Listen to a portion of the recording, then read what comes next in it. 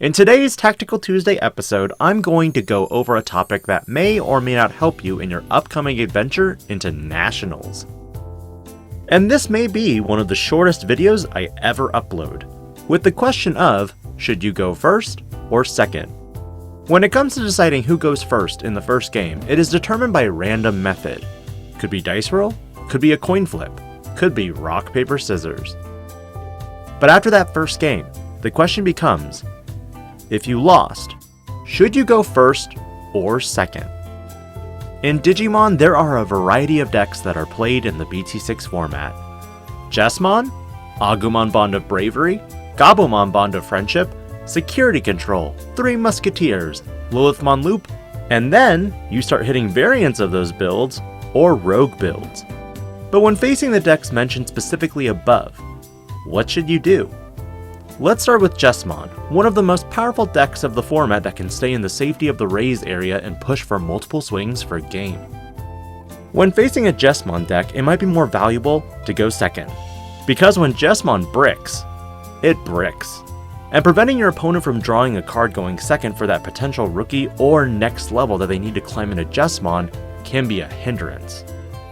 Even better if they brick game 2, raising only an egg and playing tie to pass you for memory. When it comes to Agumon Bond of Bravery, Gabumon Bond of Friendship, the variant can be the decider. But overall, going up against either of these, I personally like to go first, because if you can set up early aggression, it can be rather annoying to fight back.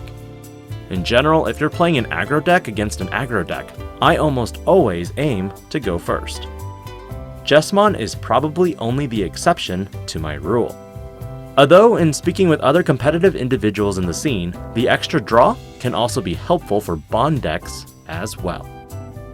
Against Security Control and Three Musketeers, these are both example decks where going second can be advantageous. Sure, I can set up early on my board if I go first, but if either deck hands me more than 3 memory, that is quite the advantage, for me. Flipping the narrative, if I'm playing a Security Control or a Control deck in general, I almost always pick going second. However, with Control, you can almost always bait your opponent to play more than they'd like to, otherwise they aren't fully utilizing their memory effectively and efficiently.